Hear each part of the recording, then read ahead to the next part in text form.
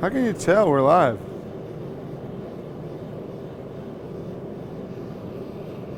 Right here that we've been live for 6 seconds. Okay. Yeah, there's a delay, so you're just like on my screen, you're just standing here texting. Oh, okay. Do you want me to go and tell people on Instagram, Facebook? So, hey, we're live on YouTube. I'm just going to do some forging today, and I have got a piece of the virgin melt W2.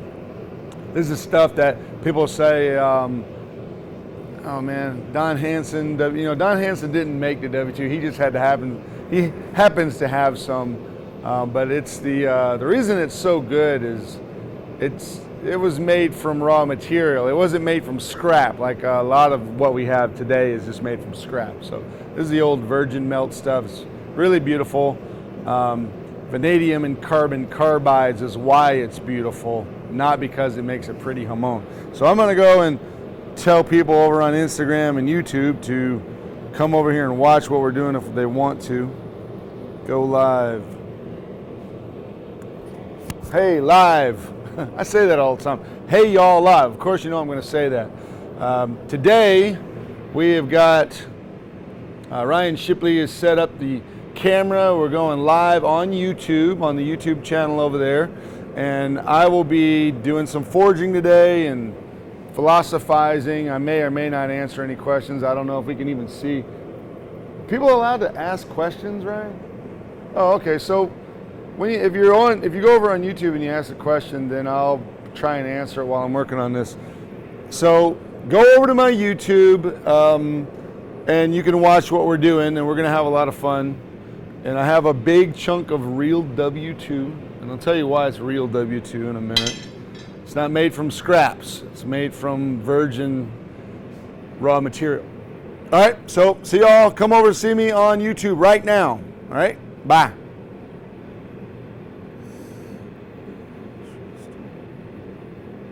That was pretty cool what Neil posted the other day. I like that, when we made those cookeries, I'm really proud of him. That thing was amazing. That forging is really perfect, man. The tire was also, like the picture he posted with that, he put it inside that like white tire with the chrome. Oh yeah. And then I'm really proud of him. He's killing it. But he's doing it every single day. He's forging every single day. And you do that every day for a year. You forged more than most people have their whole life. So, all right, I'm gonna go over to Facebook and go live. Start live video. Hey y'all, I'm in the shop. We're live on YouTube. So I'm in here today with Ryan Shipley, part of our team, Cumberland Marketing. And we are going to be forging something cool, I hope. But this is where you get to see me screw up if you want to. I know everybody thinks I'm perfect at doing this, but I'm not. So this is where I make mistakes. I do a lot of philosophizing. I may even say something funny. So I had eye surgery over the last couple of days, and it was pretty miserable. But I can actually not see too bad at this distance.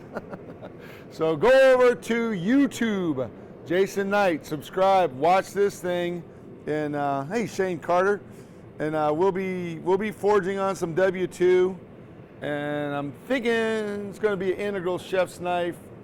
So what's up, Phyllis? What's up, Tim? So see you guys over there, Lonnie Parker. All right, YouTube, tell everybody, spread the word. Bye.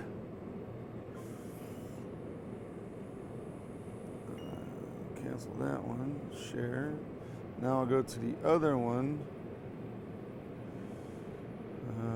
Shoot, that one. Go live on this one, live, start live video. I had two Facebooks.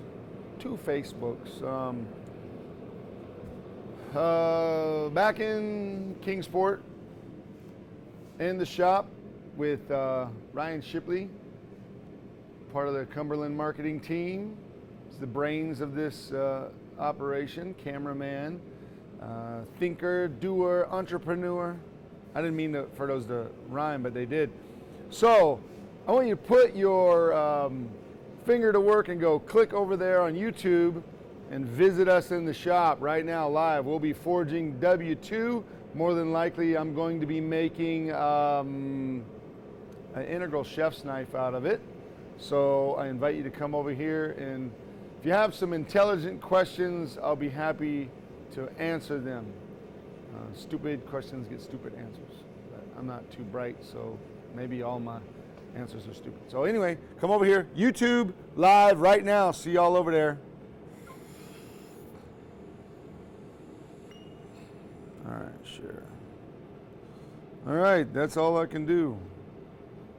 Ooh, a pinball machine. All right. All right, cool. So this is our first, I think this is our first live YouTube, right? Am I not supposed to talk to you while we're doing this? I can't help it. All right, so here's my idea for the day. Is I have a piece of this virgin W2 stock, and that means that this was made from raw materials. This wasn't made from scrap metal, like a lot of the steel, unfortunately, we have today is, you know, it's upcycled or recycled, which is fine. This has no sulfur in it. This is clean.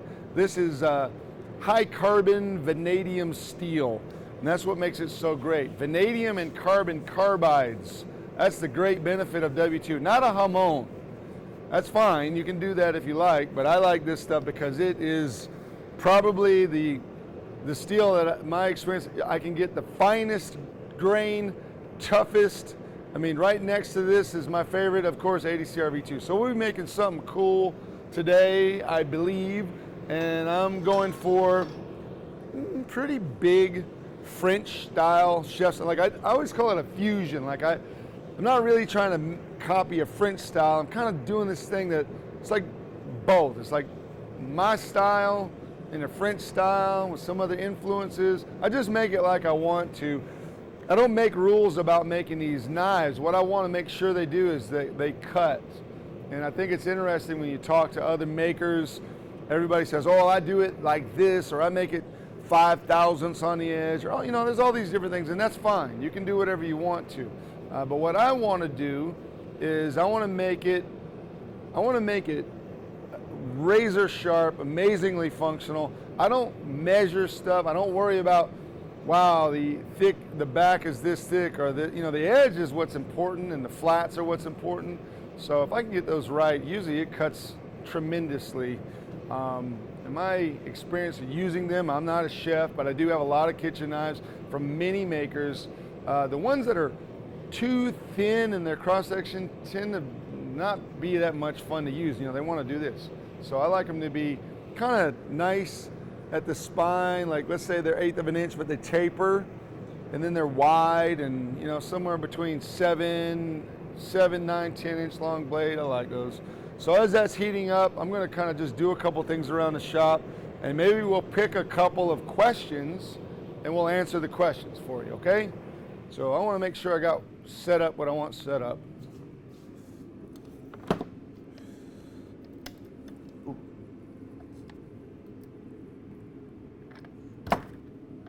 Get my grinder for screw ups, because I'm definitely going to screw up. Put this here, put that there, put that there.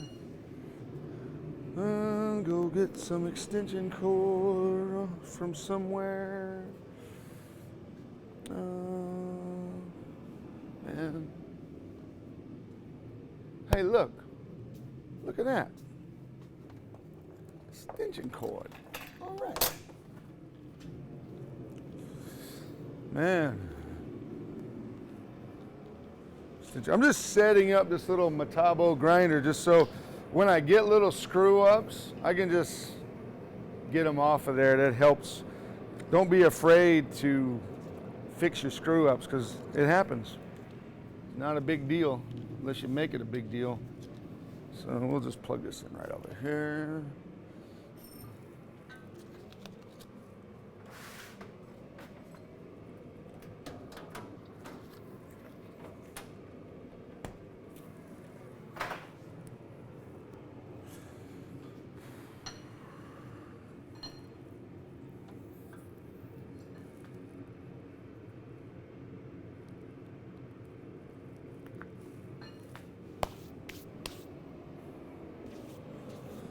So while this is heating up, I let the steel get as hot. This first initial moving the steel around, you guys have seen me forge before, I think. Some of you have.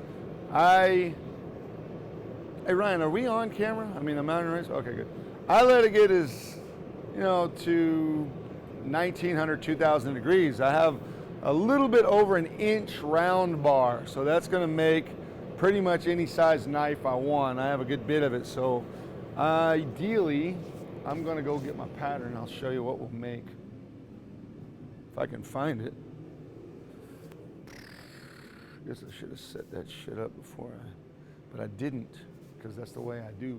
And I know you can hear me talking. Well, this is what we're going to do. It'll be kind of like this. This is one that I made. I'm not done making it, so this is a Damascus integral chef's knife, and it's all shaped. I just have to go back and finish the flats and etch it. It's got African blackwood. It's got a bronze spacer, and I'm not going to leave it octagonal. I'm going to round it off. It's just part shape. So we'll do something similar to this one. So, everybody like that idea? They like it? All right, cool. We'll do that.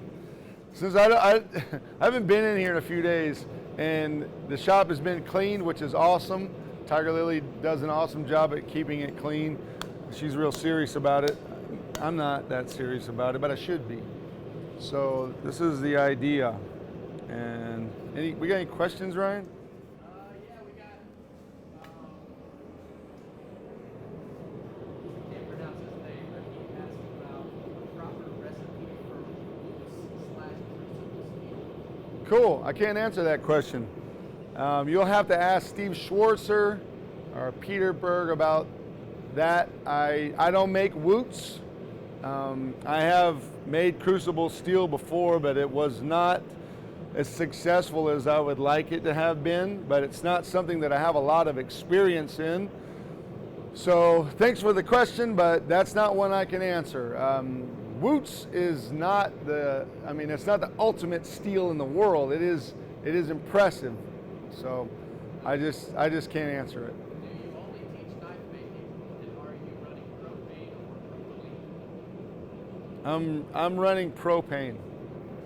Running regular old propane. Don't make this too complicated. I think something that happens with a lot of you're wanting to get into this, don't make this overly complicated. It's relatively simple. I have used charcoal, which is wonderful, propane, coke, and green coal, which will coke up and turn into coke.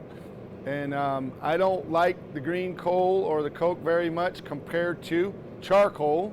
And better than charcoal, I like propane because it's simple, it's straightforward. I can control exactly how hot it's going to be. I can bring it down, I can bring it up, I can get it to welding temperature, whatever I want to do. So I like that better. It's more simple, it's easy to get.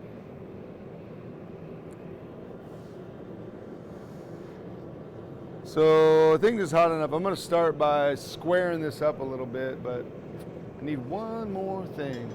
One thing that I don't have.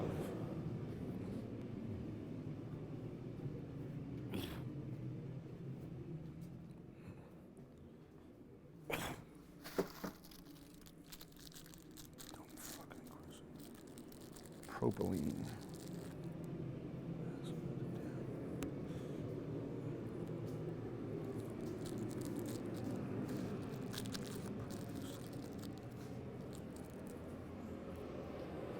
I think I noticed there's a lot of questions. There's no perfect steel. There's no ideal steel. There's no idealism.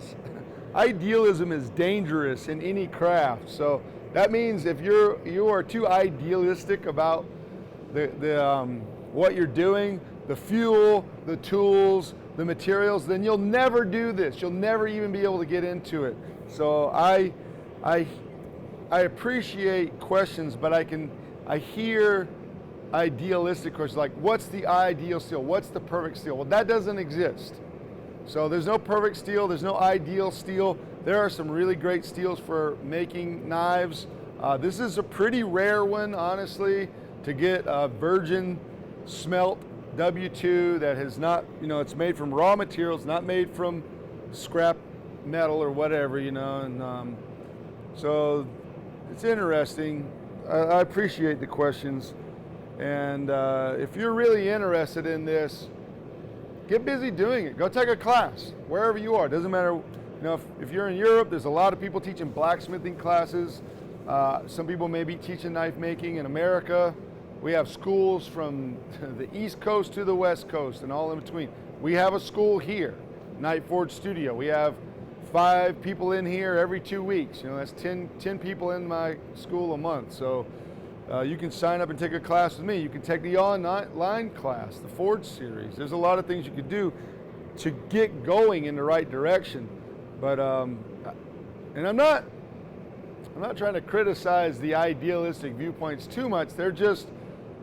That's not doing anything. That's not getting you moved forward. If you want to make it, just get busy making something.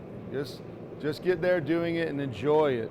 But there's no ideal hammer, there's no ideal forge or anvil or tools. That doesn't exist. That's not a real thing. That's fantasy or science fiction, which, that's all. We make that up in our mind. Best thing to do is just get busy doing it. Even this steel, this is W2, this is the old school stuff. It's great. It's not perfect, it's not ideal, it's like, what's everything in place? That means you'll never get it done. So I'm gonna get busy working on this. First, I'm gonna flatten it a little bit, but I'm not gonna talk so much while I'm doing it. I'm just gonna do it. If I have my hammer on, what's going on?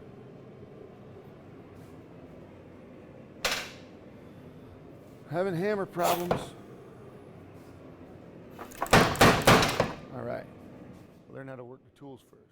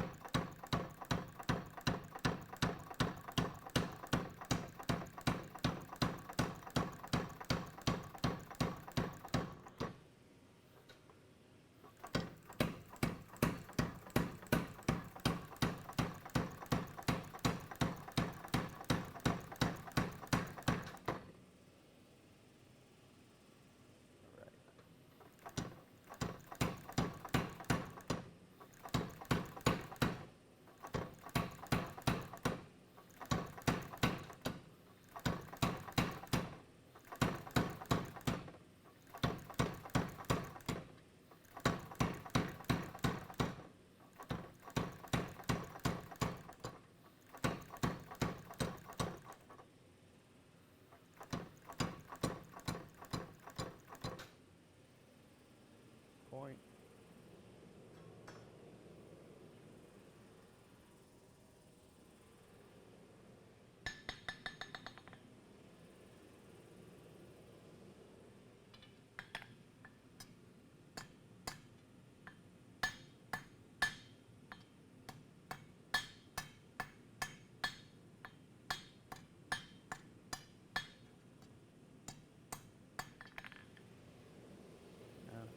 Figure out how much of this I want to turn into a knife.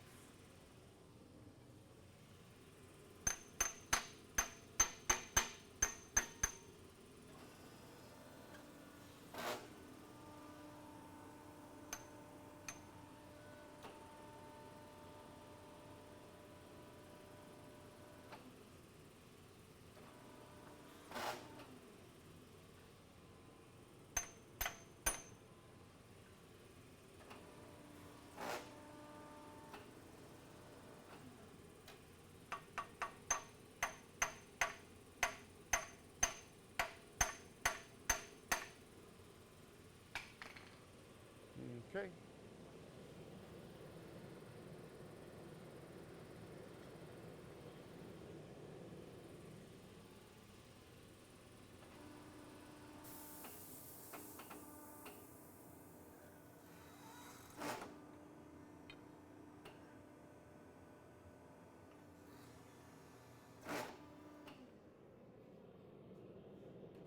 That's pretty good.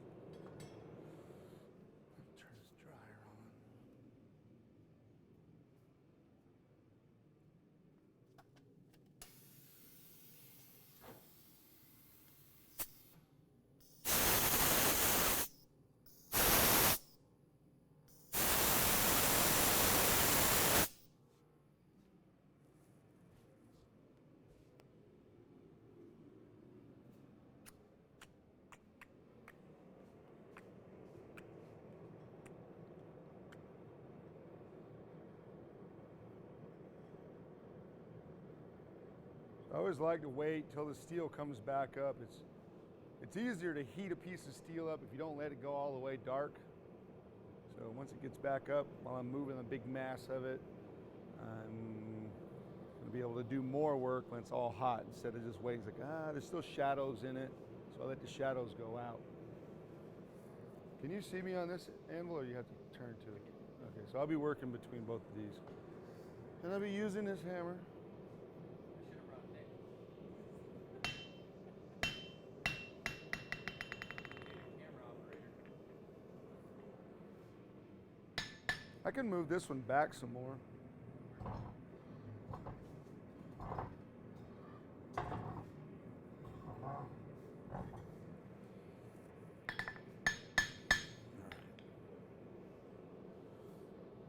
Okay.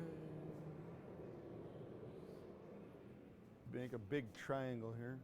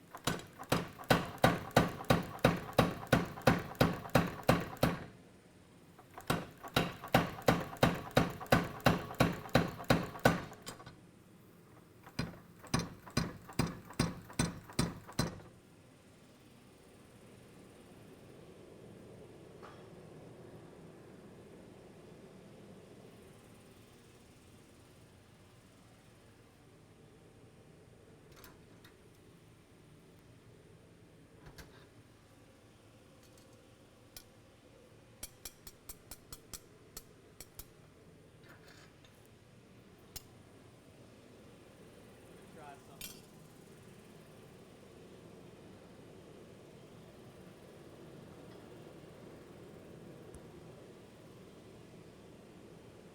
Move around with you. Okay. It's like a lot of the beginning, I always think it's like a lot of hanging around waiting to get hot again. Because I don't like working steel cold. It's not beneficial. I'm going over to here. This right here.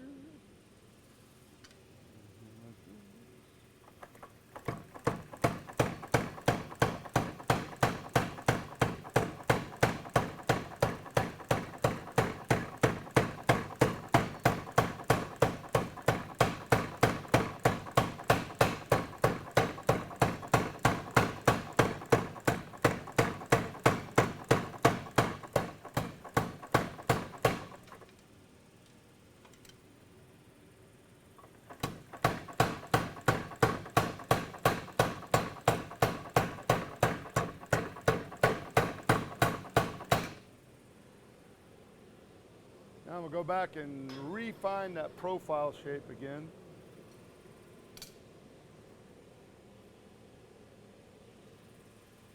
Probably let it get too far from me, so we'll see what happens.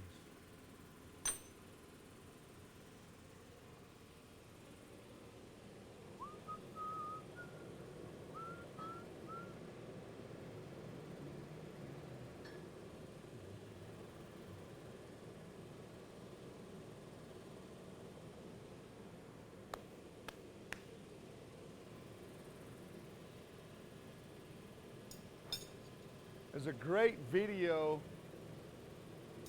that Kevin Cashin and, boy, I can't remember his name. It's about the Ulfberht Sword. And they make that Ulfberht Sword with crucible steel, basically woods. And it's really well done.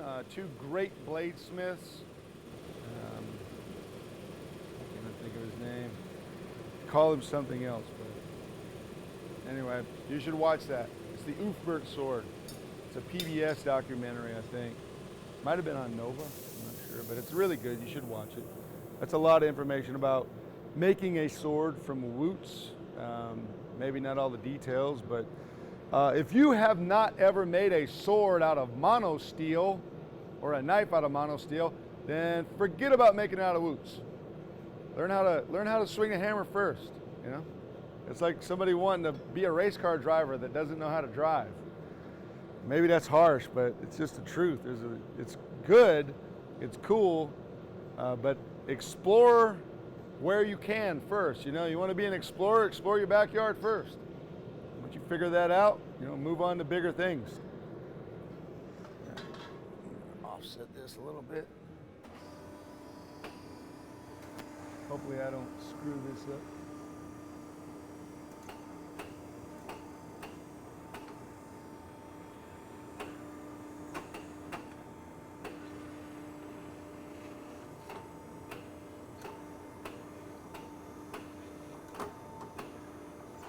There we go.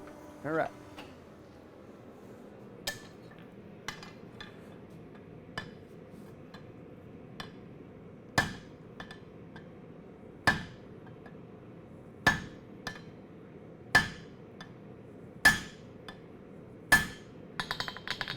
Now,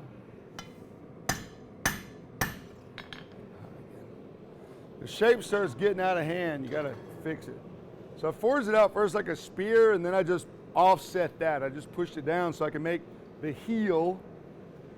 If you don't know what that is, this is the heel, or choil, but on a chef's knife it's called a heel.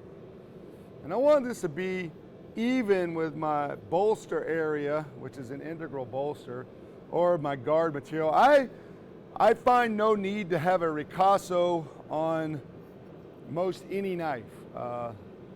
I don't want to choke up on that area. I don't want to put my fingers there. The only place I think a ricasso really looks good is on a dagger, and a very little one, just so you can get a guard fit on knives that you fit up guards with, like we call Bowie knives or fighters or hunters. You know, just a little one. There's no need to make that ricasso area to put your finger into. You don't choke up on a knife like that. Choke up with holding the blade, I think. That's my experience. I use knives, so that's what I do. If you're gonna argue it, then, you know, prove your point. It makes sense. I'm happy with any kind of criticism. Just make sure you know what you're asking before you ask it, I think, too. And sometimes people have an opinion about, well, I do it this way, or maybe they don't do it at all, but they have these suggestions about maybe how it should be done, but yet they're not doing it at all. So if you're not doing it, then you really need to do it or explore it before you start making a lot of opinions about a thing.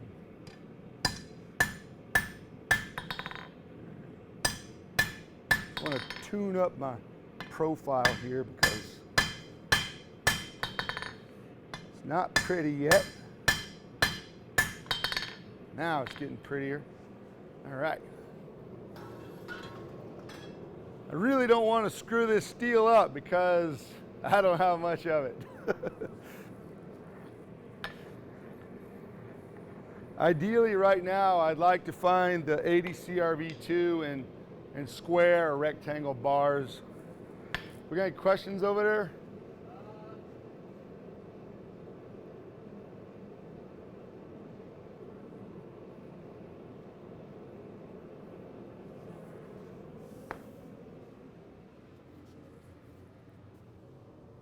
Mostly people just telling me to get closer with the camera. Oh yeah.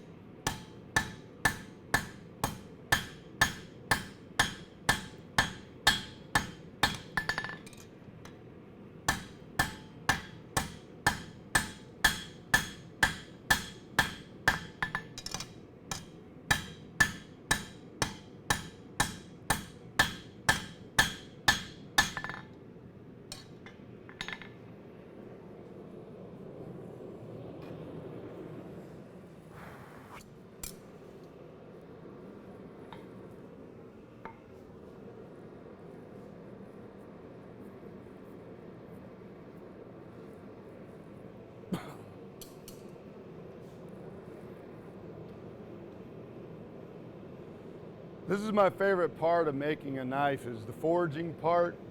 If I could just do any of it, I would just forge. I wouldn't do any grinding or any of that other stuff. I enjoy the forging the most out of all of it. And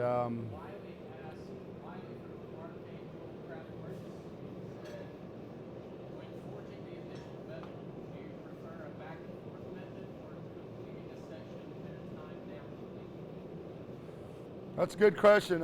When I'm using the air hammer, or any kind of hammer, mechanical hammer, air hammer, self-contained hammer, whatever, I generally will work the length back and forth. But if I'm just using a hand hammer, and I think we did a video the other day, or we're going to release that on YouTube, I just use the hammer and I work just the section that I can work. So I'm working up and down. I'm not working length back and forth. I'm just working that one section and bringing it down inch by inch by inch. When I'm using power hammer, I just work the whole thing as long as I have heat. I'm going to do that right now so you can understand what I'm talking about.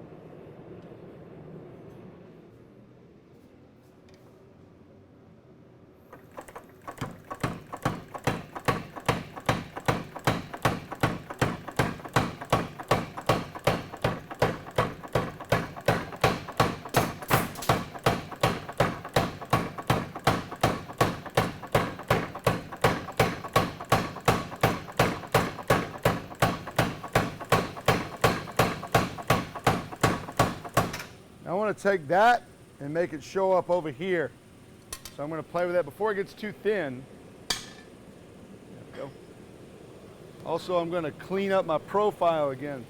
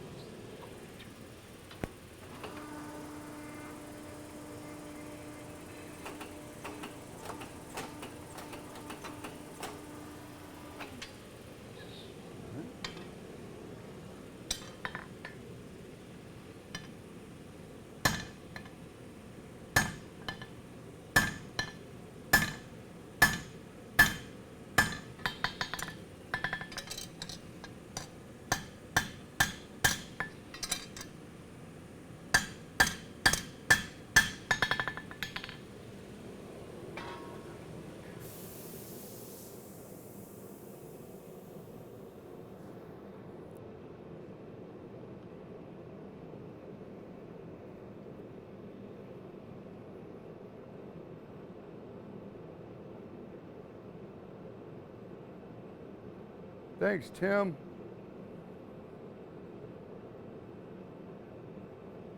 All right.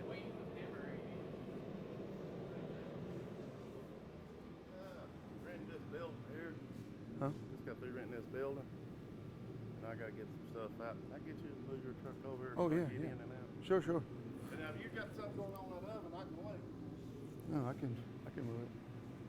All right, I'll do it and let me get this out of here.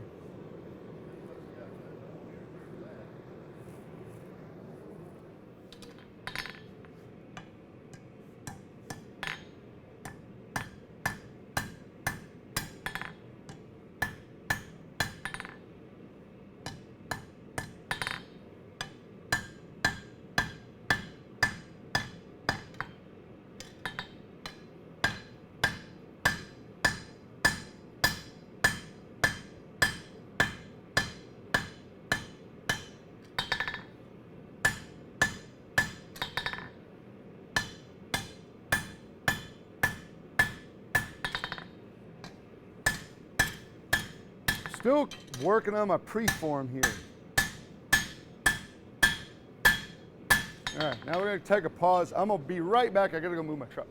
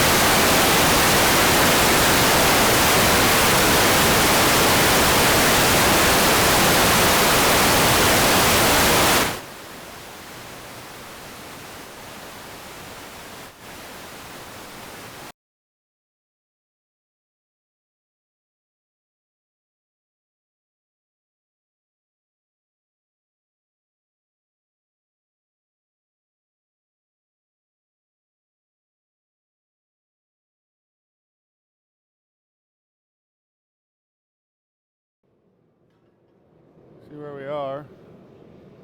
I'll go get a yardstick and we can see what size that is.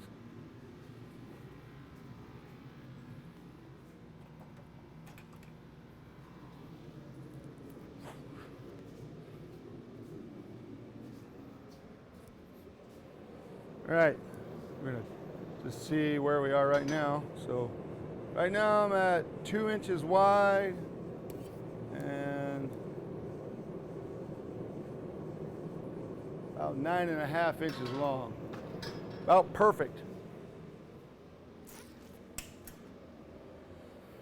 Somebody asked what weight your hammer is. This hammer is a Big Blue rounding hammer. It's a number 2 rounding hammer.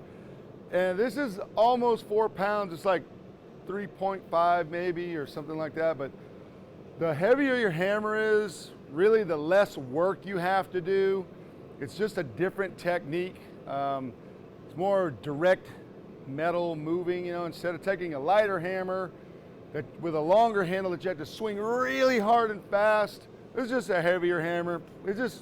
I like this technique.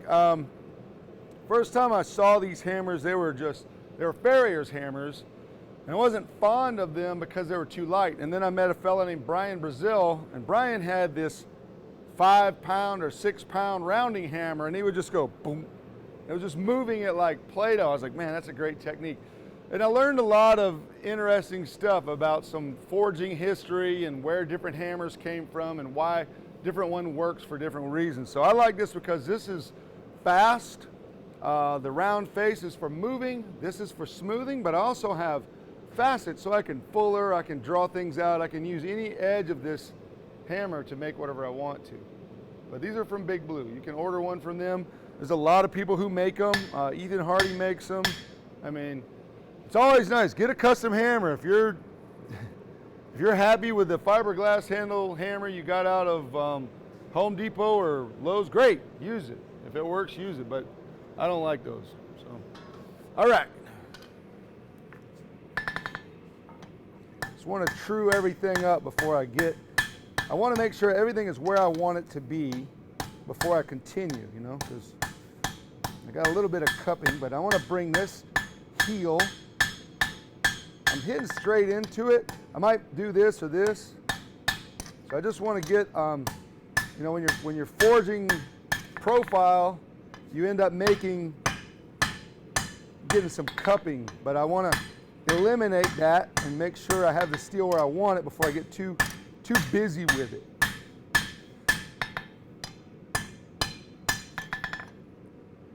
All right, I think we're ready to go back under the hammer now.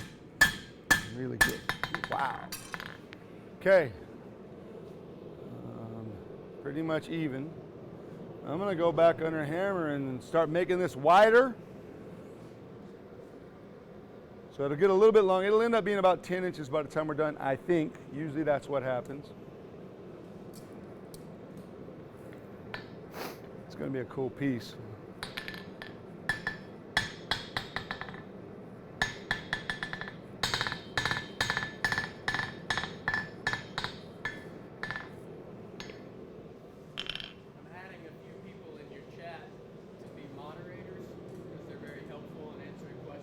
Oh, cool. So you build a little community that way. All right. Got out your name. Any questions right now? No, they're just talking about where they're from. Oh, cool. All right, that's cool. There's a guy named Ben Rhea in there. Who? Ben Rhea. Ben? Yeah, he's just in there making conversation. Cool. All right. I appreciate y'all.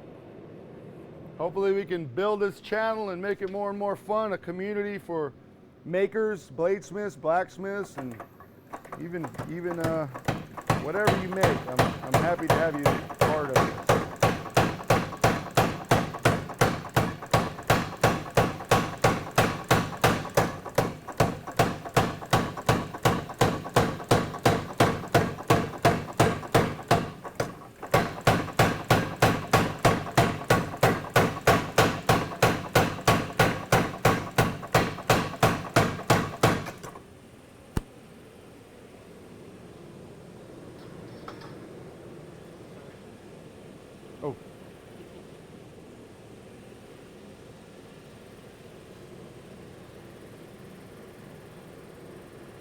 So every time you're forging, you have a part that kind of bumps out more.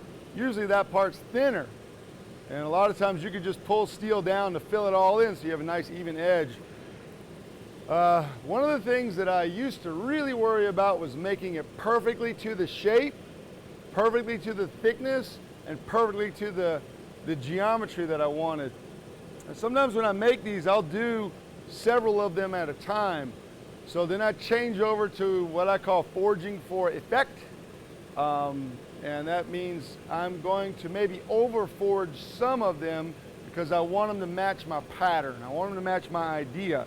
So I might have some a little, you know, there'll be places where it's a little bumpy and maybe it's smooth. But once I profile, they're all evenly, you know, it's all even, but I want to go for a shape. So this one I'm going to work harder on just getting exactly where I want it to be.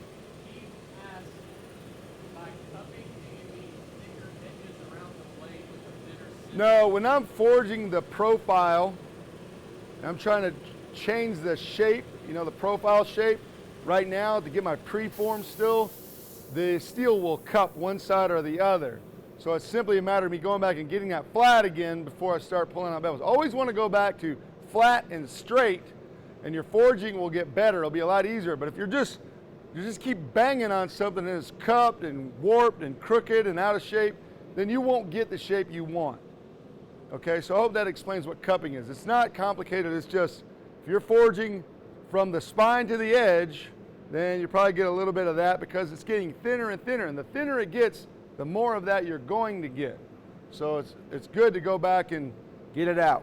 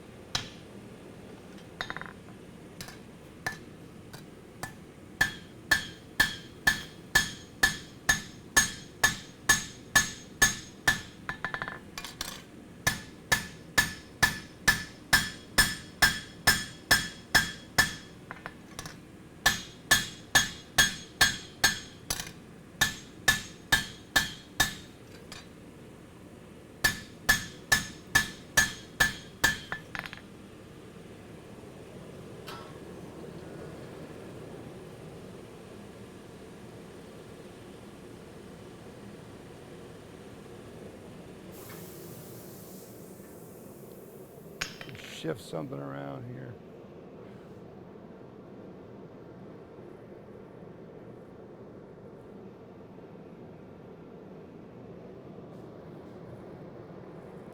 Jason Terry said, Jonathan and I are loving the live feed. Do me a favor and say hi to Jonathan. Say hi to who? Jonathan? Hey, Jonathan, wherever you're from, I'm glad you're watching. I appreciate it. You know, these things, I just want to make sure you know I do this because I want to share the information with you. I want you to learn how to forge. I want this to become your art. I want you to enjoy it. And as long as I'm able to share this, I will share it. So I really appreciate you.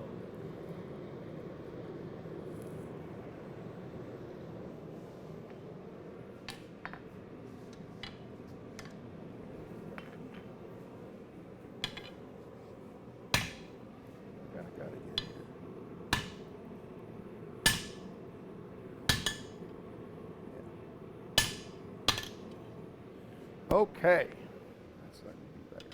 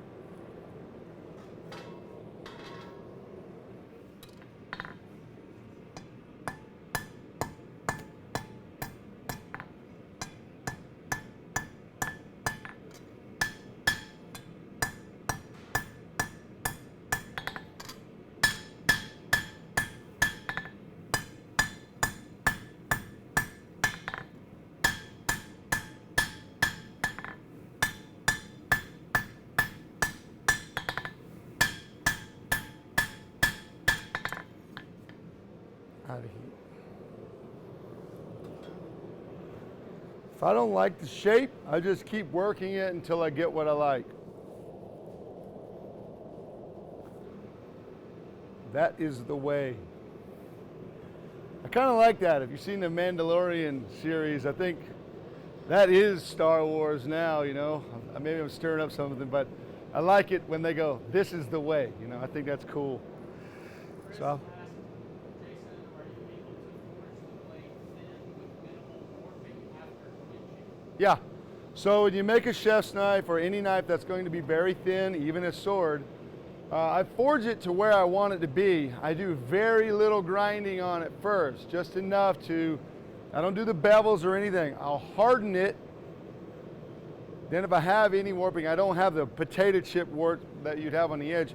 But if you make a chef's knife and you grind it first to finish and then you harden it, you're going to get this potato chip kind of warping on the edge or cupping or all kind of crazy warping. So what I do is I'll forge it, I'll clean my profile up, I'll do some very minimal grinding, and then I'll harden it. And once it's been hardened, then I'll go back and grind it hard. And that's what works for me. And that way I don't get a warped up knife. I leave it a little bit more stout. Even if I do a brute de forge chef's knife, like where I leave some of the forging on there, I will clean it up a bit, but then I'll harden it. I don't grind it very much before I harden. Jonathan has taken the class and made the chopper. Huh? Jonathan has done the class and made the chopper. Oh, cool. What's his last name?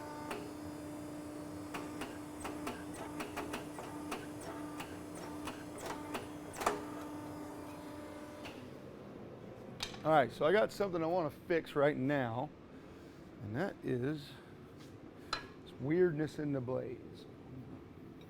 Take this right here. Take this right here.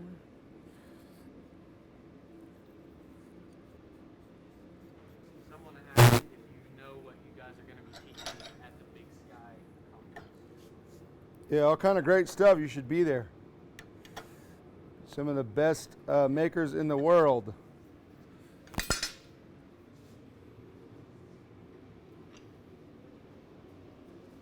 It will be the best hammer in North America, period. When Josh used to do these, they were amazing. I didn't have the opportunity to go before, but the Big Sky hammer in will be the best hammer in North America, period.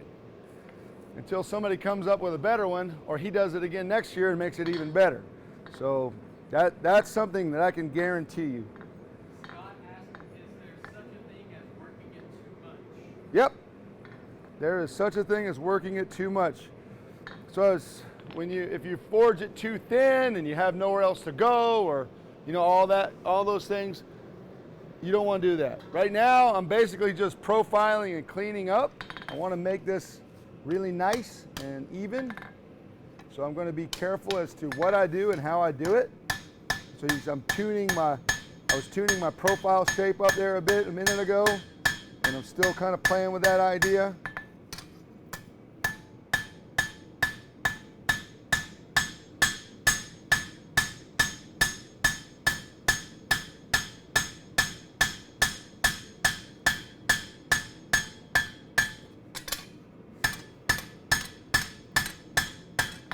Now it's cold, kind of, but I want to just straighten it out. So I'm just giving it some little more straightness here.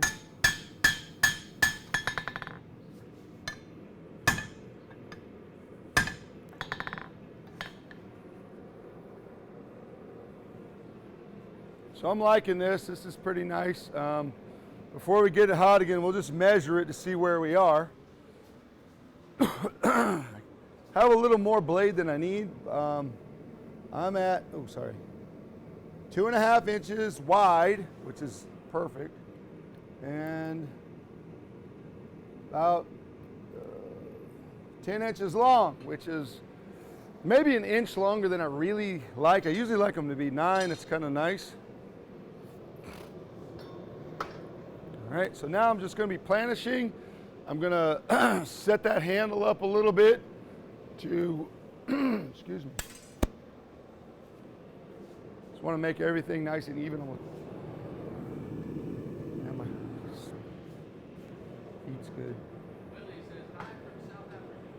Hey, from South Africa. There's a lot of great bladesmiths in South Africa, a lot of great knife makers. Henning Wilkerson is a friend of mine. He's pretty good. I'm sure they know who he is.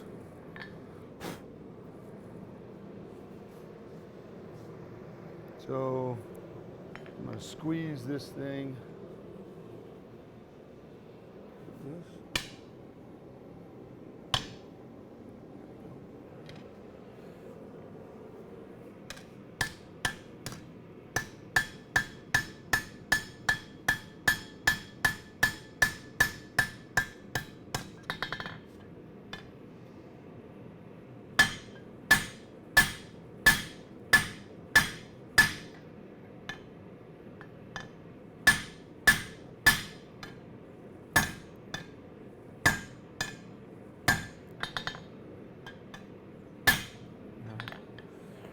Okay.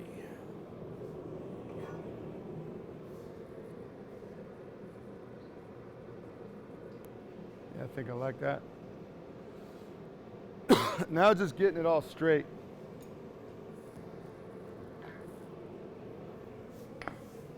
Another hammer. I haven't used it in a while. I'm going to play with it here. This is. Paul asked you, it's his Big Sky hammer, and you get to participate, or is it strictly a demonstration? I don't know. You have to go and look at the information that Josh has provided. And I don't know if usually the participation is you're there, you get to ask questions, you get to see what we're doing.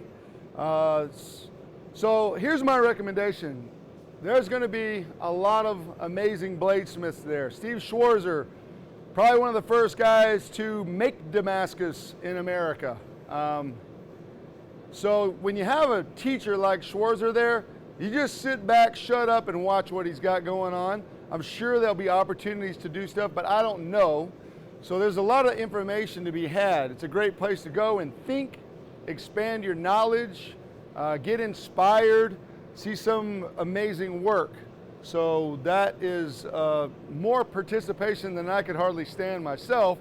So participation could mean getting in there and forging and stuff. I think when somebody is doing a demo that you really need to listen to or see, there's really not much time for you to go banging on steel. So bang on steel at home or after, but go to the hammer in and learn and listen and watch.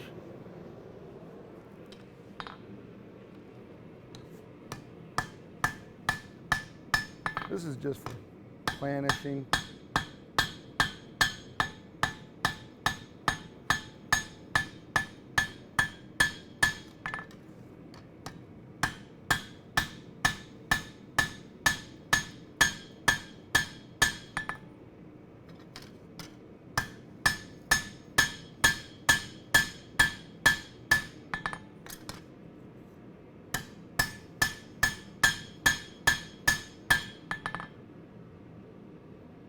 Looks pretty good to me.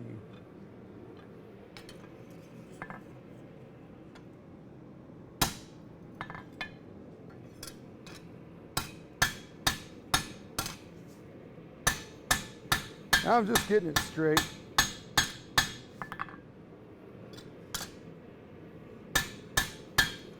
Leonardo da Vinci was doing a drawing class, I would sit there and watch what he was doing. Sure, I'd draw some too, but I'd be paying more attention to what he was doing than going and dinking around. I'd ask a lot of questions, take a lot of notes, have a lot of fun, get to know the makers.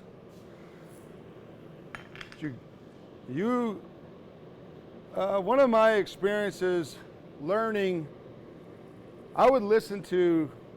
I didn't pay attention to the people who were just fooling around with this. I wanted to learn from the people who were the best, but still experimenting, you know, like Don Fogg or Steve Schwarzer. They were the best in their field when I began learning this back in the 90s and the late 90s. So if they were talking and demonstrating, I would pay attention. I would ask questions. I would take notes. And I would take that information back into my studio and play with those ideas. So don't take information from people who don't know what they're doing.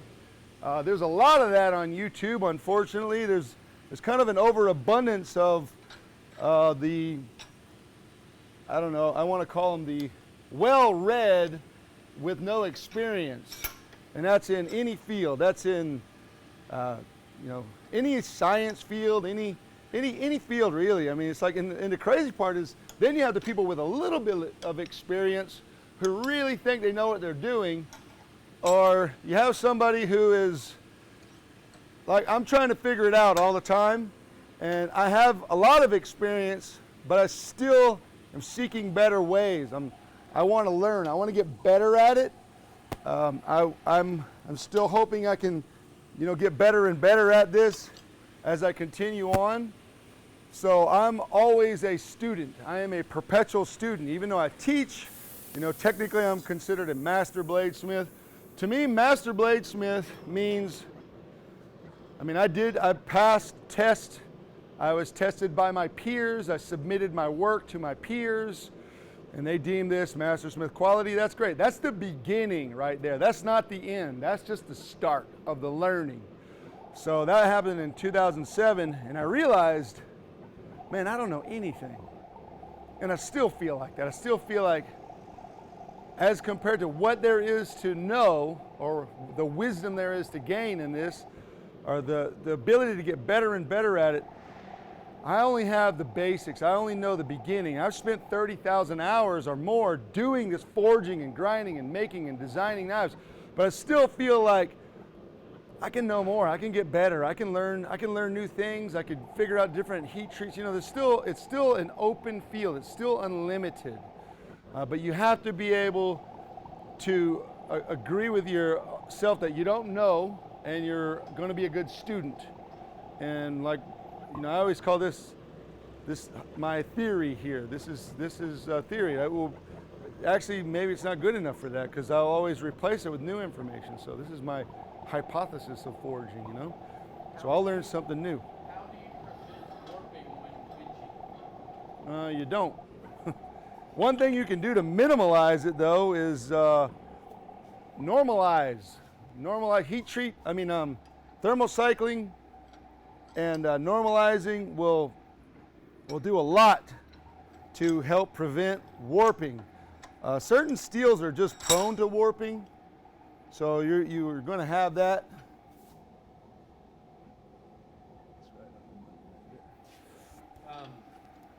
How do you prevent tennis elbow? I swing the hammer properly. I exercise. I don't have tennis elbow because I let the hammer do the work. And that sounds funny, but it's true. So I can show you real quick. While you're doing that. So if you hold your hammer and you get used to putting your thumb on there, and someone might even said, do that so you get more accurate, that will definitely damage your wrist, damage your elbow, and probably damage your shoulder. So I like to hold it like this, like I'm pointing, and I'm going to grab it with these two fingers. Boom. I might hold it with this finger too, but I'm going to do this when I'm doing my regular forging. I might get a good lick at it like this sometimes. That's not common. I like to hold it like this because I'm letting the weight of the hammer do the work. Hammer weight's doing all the work. Bam, bam, bam, bam. Hit one spot, move the steel around. Hit one spot, move the steel around. You'll get more accurate hitting one spot. It's easy to hit the same spot. Practice that 10,000 times, and you'll be hitting one spot. Bam, bam, bam, bam, bam. Then you can move the steel anywhere you want to. Up and down, back and forth. So, doesn't take a lot of force to move steel, honestly. You don't have to hit this that hard. All right, so I've got pretty much, I like that shape. My friend Will, he does this cool chef's knife. It kind of arcs up a little bit. I might grind that bump out, I'm not sure, or I might let it arc up a little bit. I like where it is, so I'm probably gonna just be okay with that for now. So what I'll do next is I'm gonna cut this off and I'll forge the tang out. So I'll set my chop saw up to do that.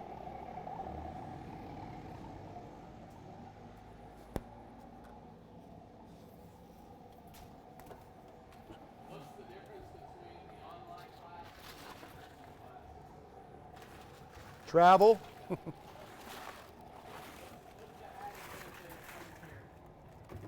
Well, that's kind of a no-brainer.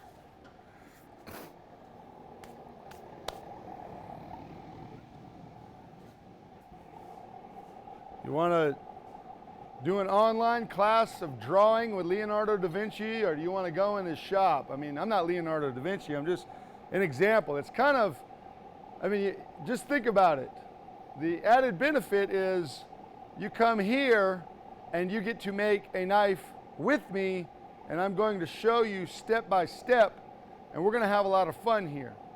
Now, the video is great, and I usually see that most people who have taken my class have already gotten the online class too, because it's a refresher or it's a premiere. So if you see the online class, then you'll see what we're going to do. And then you'll have it, so when you come and take it with me, then you can say, oh man, here's my notes, here's my reference, I remember when we did this. So you can go back and check it.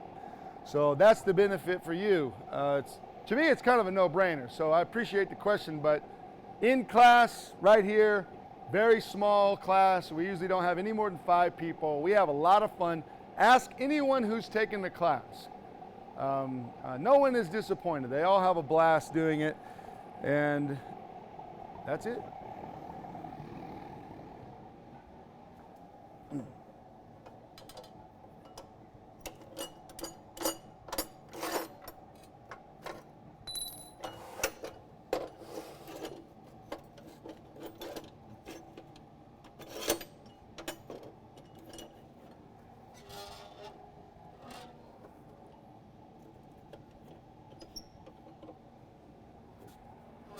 Taking a poll for who's taking the class.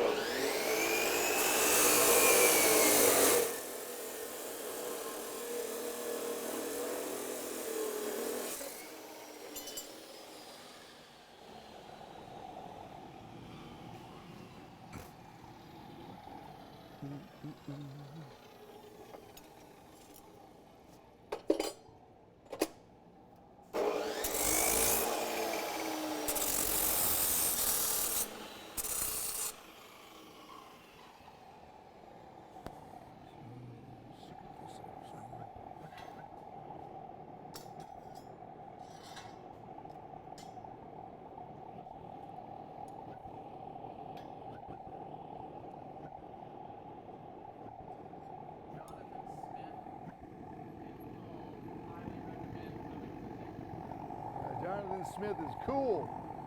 Paul is cool. Both of those guys. Everybody's taking my class is cool. And if they weren't cool before, they were after.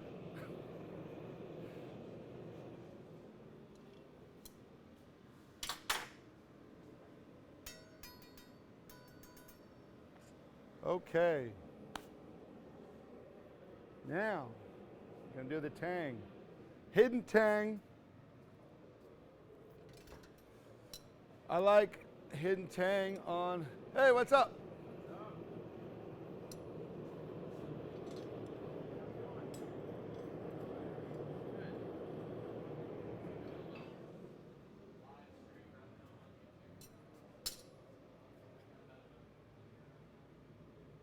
Jeremy, have you taken a class here? Yeah. How was it? It was awesome.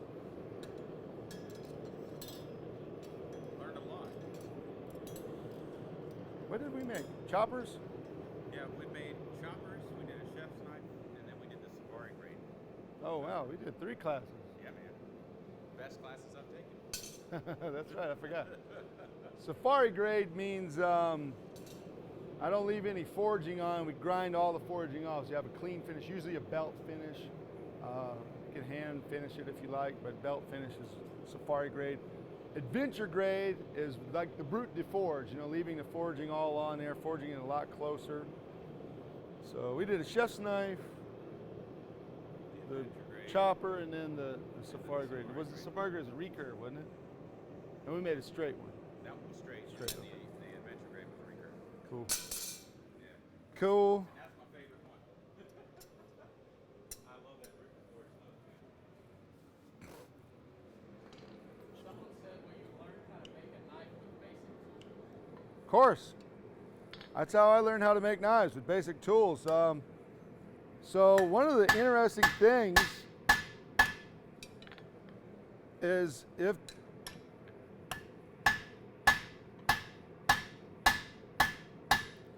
The more you do this, of course, the better you get at it, and the more you want to upgrade your tools. And I don't recommend buying garbage, cheap tools, whatever. Has nothing to do. You can't afford junky tools. You cannot afford junky tools. The less money that you have, the better tool you better buy, because it's going to last longer, and if you decide you need to sell it, it'll be very easy to sell. If you buy cheap equipment, you will not be able to pass it on. It is not an investment. It's a liability. So you don't want it to be a liability. Someone said, how do you know how much metal to leave when you cut it off? Is there a rule of thumb that estimate how much you need? That just comes from experience, honestly. I mean, it comes from experience. One of the things you can do, like when I play with a new design, I'll get clay. I'll get that really hard artist plasticine clay, and I'll forge it with the hammer, and I'll say, oh, I need like that much to make this knife. So it's something you learn how to do, and you get better and better with it the more you do it. So I recommend playing with the clay, learning how to do that, learning how much you need or don't need for a piece. Someone said maybe a hunter class. I have done a Damascus hunter class, and we will be doing another one, and that one filled up in about 3 minutes. So we had 5 people in it, and once we posted it, it was filled in 3 minutes. So a lot of times the classes are like that. I don't know if we have them posted on the website right now or not.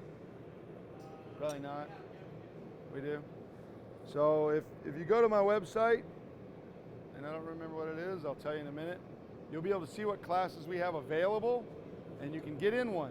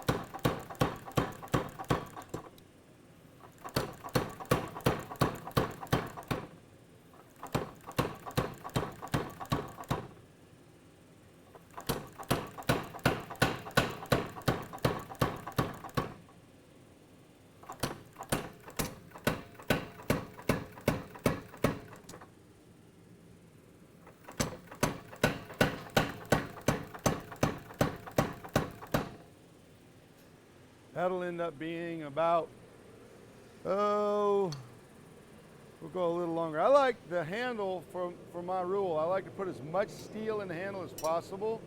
So if the handle's 5 inches, then there's 4 inches of steel in it. With this, the bolster's about 1 inch. So then the handle will be 4 inches. So I'll make sure I put 3.5 to 4 inches of steel in it. This is your foundation, and you really want to put as much steel as possible in there. So this will be a hidden tang. It won't be what we call a rat tail tang, because that's amateur. I don't do that. I want to make it a serious amount of steel in there so that it can never come loose, it can never twist, and that, you combine the right width and thickness of tang when you do a hidden tang with the right handle material, with the right epoxy. Use high quality epoxy. Don't buy the junk in the hardware store. Don't buy Gorilla Glue. I don't care what you say, don't buy that stuff. It's less than 1 ounce, and it usually costs $6 to $8. Don't buy it. There's a lot of great epoxies out there.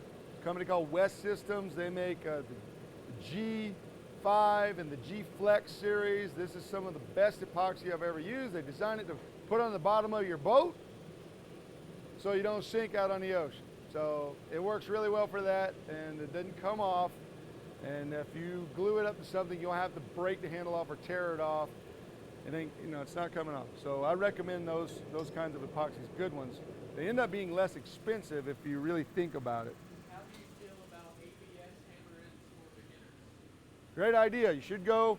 There's one coming up. It's in March. It's the 20th, the 21st, and 22nd. It's in Waynesville, North Carolina. And go to the ABS website and you can find out all the details about it. Highly recommend you go. I'll be there. I'll be teaching how to do a kukri, how to forge a kukri and knife design. Bert Foster will be there. Andrew Mears will be there. Bert Foster and Andrew Mears, two of the greatest bladesmiths right now in the modern time. Highly recommend going.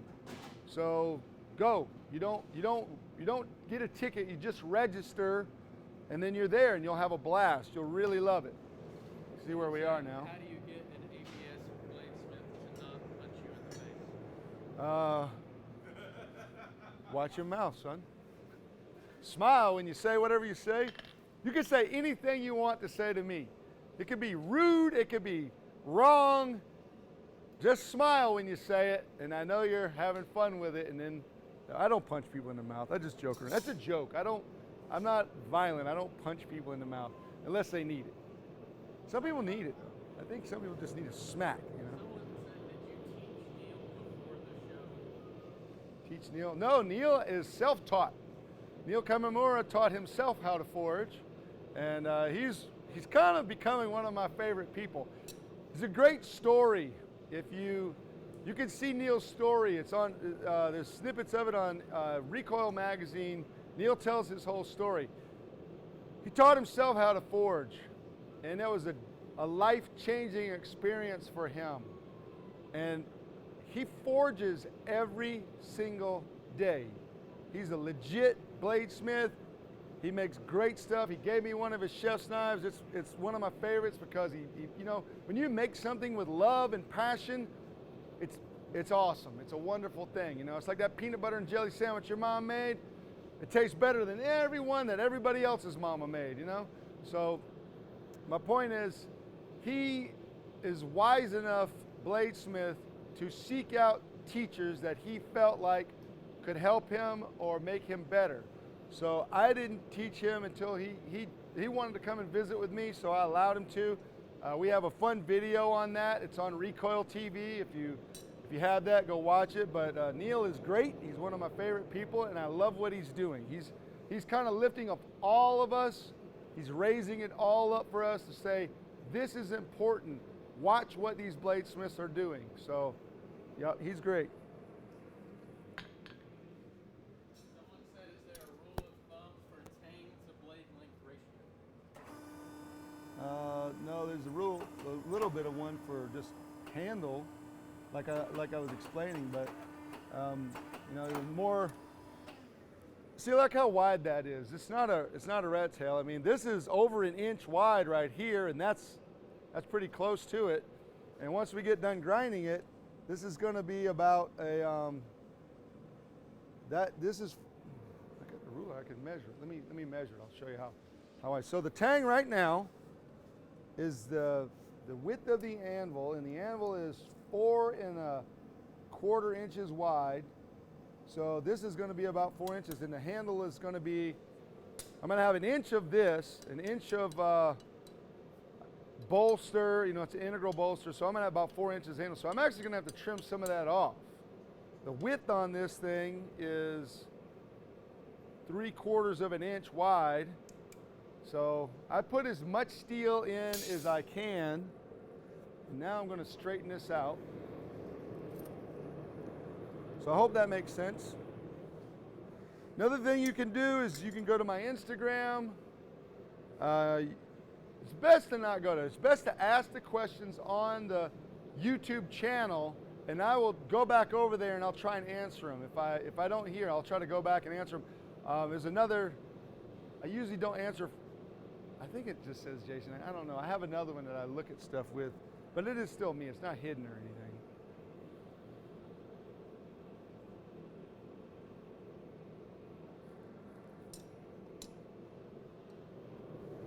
So this needs to not drop. I want this tang to be straighter. So that's what I'm going to work on right now.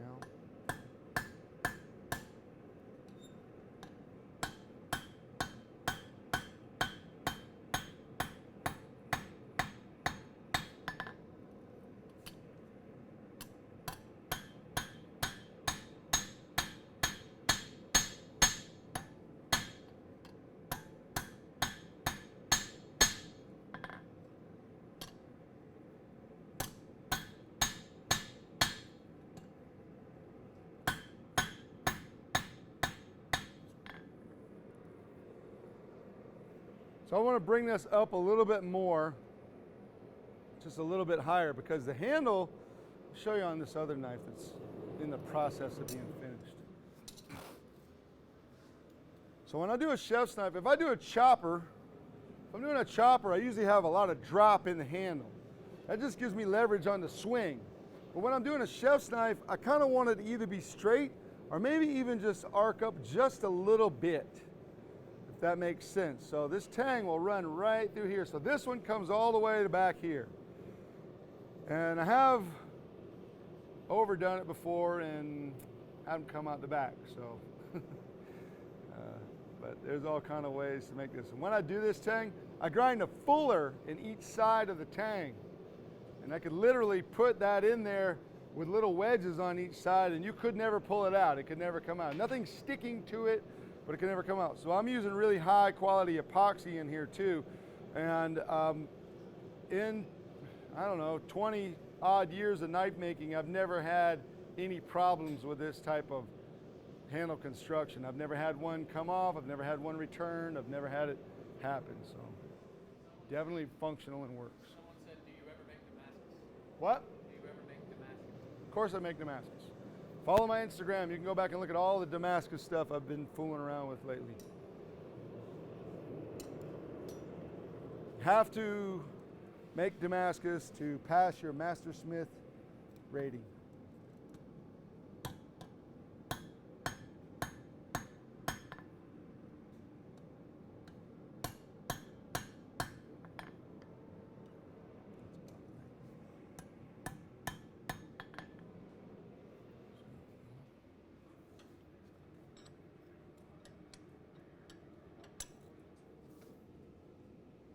There.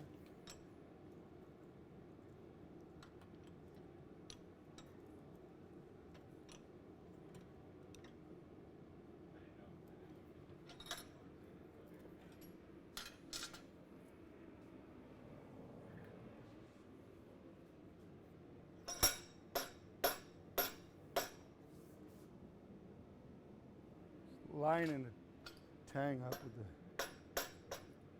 handle.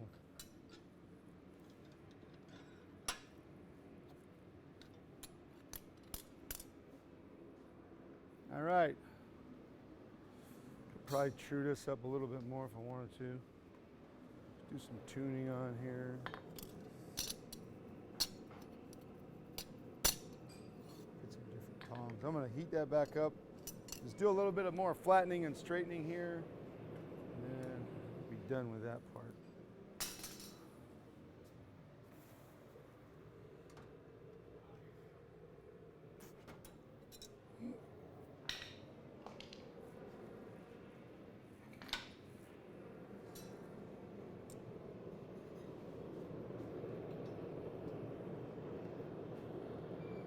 Someone said, I watched the Forge series,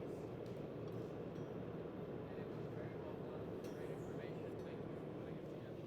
Hey, thanks for watching that. Who is that from? Brandon 79. Francis 79. Brandon. Oh, cool. Thank you. Yeah, if you've got the Forge series, I really appreciate that. I'm glad I could share it with you. And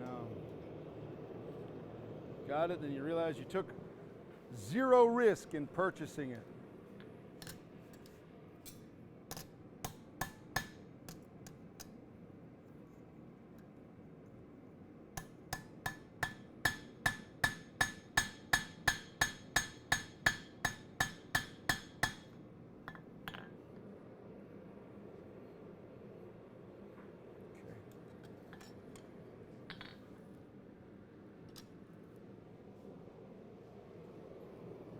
You want some tools? What you looking for? I was going to ask if it's okay to use that hydraulic. Yeah.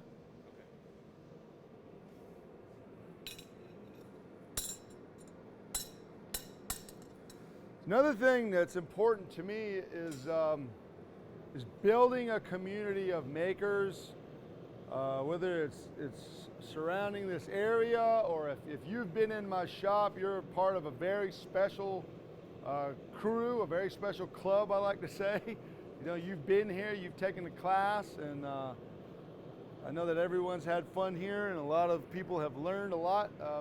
You don't have to be a bladesmith to come take a class. In fact, most of the people who come take a class, they don't make knives. They just wanted to make a knife. So they came and they made a knife and they had a great time. And some of them keep coming back and then they end up wanting to get really serious about it.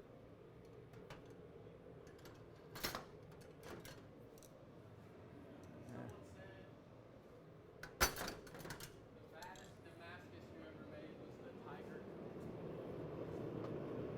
Oh yeah, that's one of my favorites. Yeah, I like that. It's just W's, but I did enjoy that a lot. That was a lot of fun to make that one.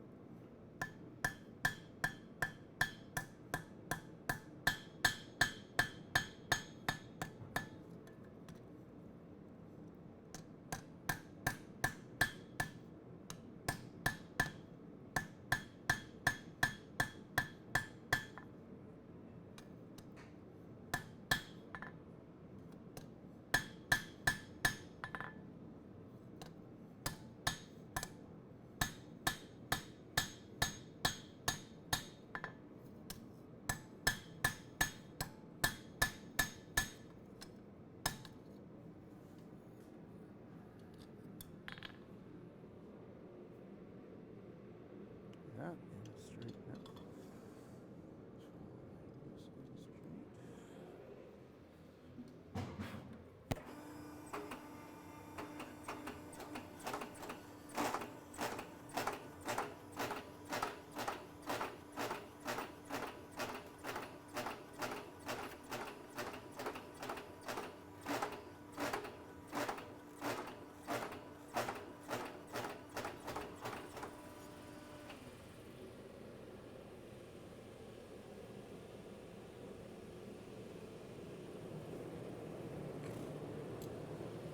Now we're getting close to the end here.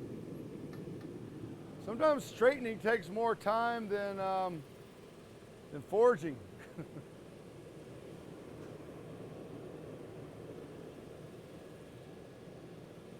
a cool thing. I'll try and show you on camera. So when I'm done forging, I like to get it up to probably somewhere between 16 and 1800 degrees and do my first, what I would call a thermal cycling. And then I'll go into normalizing. I'll do some very accurate temperatures of normalizing 3 times. I'll get it up to 1500 degrees and let it cool down, not in the forge, but outside, just air cool down to below 400. And that gives me even, fine, uniform grain structure in the steel. On the black belt choppers, what do you use to make them black? Oh yeah, you have to watch the video. Good question. Good question. Watch the video or come take a class. I'll show you.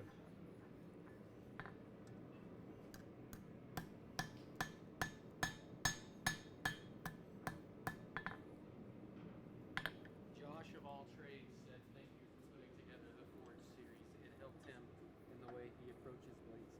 Oh, you're welcome, Josh. I'm glad I could do it. We hope to be able to make more. That's coming in the future. So that's the plan, is to be able to do more of them, different series on how in detail to make different types of knives. So that's kind of a fun thing. Find the tongs. If I've got a blade here and I've got a little warpage and I can't really seem to work it out with by hammering on it, bend it over with the tongs. Sometimes it's just so subtle, it just makes things so much better. So that's straight, tang straight. That's nice.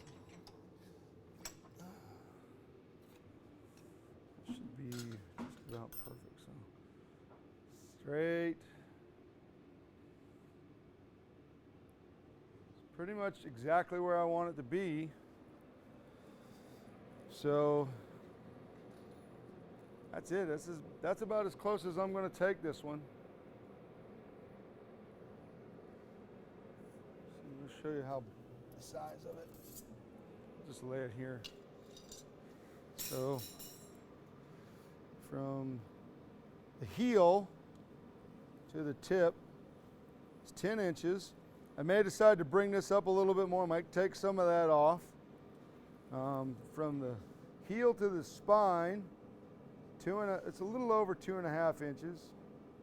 And then the bolster area is slightly over 1 inch, about 1 1/8 inch. The tang just by itself is over 4 inches. I don't need that much for this. And it is the widest point is 3/4 of an inch wide, which is even wider than I need. I'll probably take that down to a 1/2 inch width and maybe right under a 1/4 inch thick. So when I'm done grinding, the blade it'll be 1/8 of an inch right at where the integral starts, and then it'll taper very dynamically all the way to the tip. So that's it for forging on that. Should we do something else?